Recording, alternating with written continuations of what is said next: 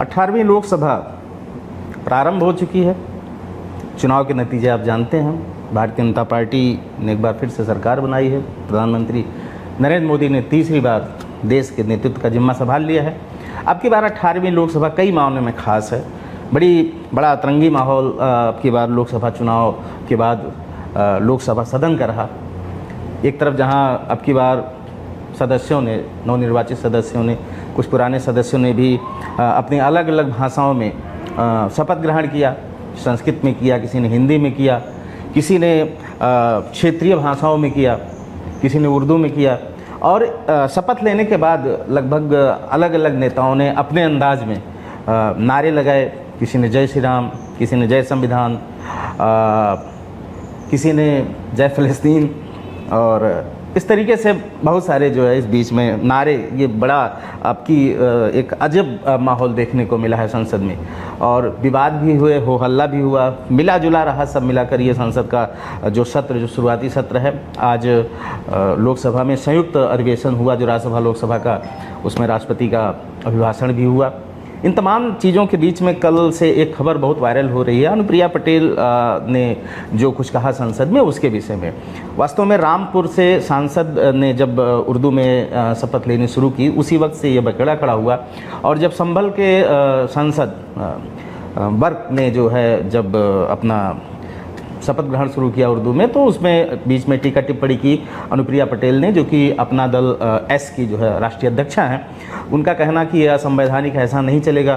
तो ये तमाम सारी चीज़ों के बीच में समाजवादी पार्टी के भी कई सांसद बीच में आए, तीखी टिप्पणी हुई। धर्मेंद्र यादव ने कहा कि आप अगर बोलती हैं तो सुनना भी सीखिए। तमाम सारा कुछ रहा, हंगामा खेज रहा। और क्योंकि वो उर्दू में शपथ ले रहे थे, इसलिए तमाम सारी ये चीज़ें हुई। लेकिन वहीं पर संस्कृत में भी शपथ ली गई, मैथिली में, भोजपुरी में भी, अलग अलग भाषाओं में भी शपथ ली गई थी।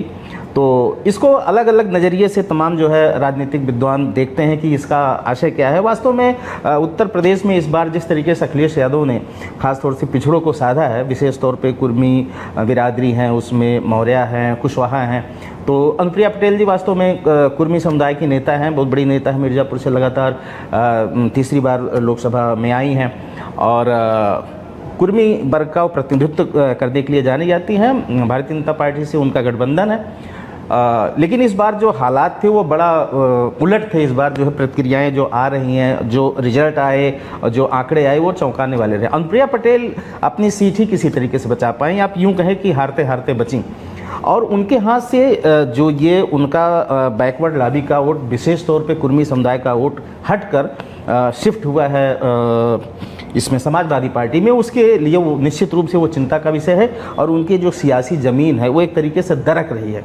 और उसको फुलफ़िल करने के लिए, उसको मजबूत करने के लिए मुझे लगता है कि ये उनका एक स्टंट है, जिसमें जो है वो अखिलेश यादव के घराने से, समाजवादी पार्टी के नेताओं से उनका भिड़ना, ये यादव बनाम कुर्मी बिरादरी का होना मुझे ऐसा लगता है।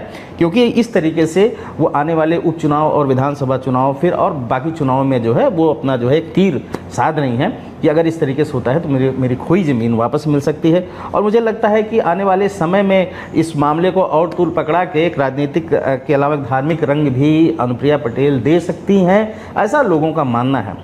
आपकी क्या राय है इस हो हल्ला को लेके, इस बयानबाजी को लेके? उर्दू में शपथ, संस्कृत में, हिंदी में, तमाम ये जो लोगों ने किया है, जैसे परंपरा से विपरीत किया है या परंपरा को पालन करते हुए किया। बासुरी स्वराज ने संस्कृत में वो किया है, शपथ ग्रहण किया है। वहीं पे राम की भूमिका निभाने वाले सीरियल में जो अरुण गोविल, उन्होंने संस्कृत में किया। इसके पहले सुषमा स्वराज ने भी संस्कृत में किया है। इन तमाम सारी चीज़ों के बीच में आपकी क्या प्रतिक्रिया है, हमें ज़रूर बताएं। मेरा नाम विवेक है, आप अनादि टीवी उत्तर प्रदेश देख रहे थे। बहुत बहुत शुक्रिया, धन्यवाद।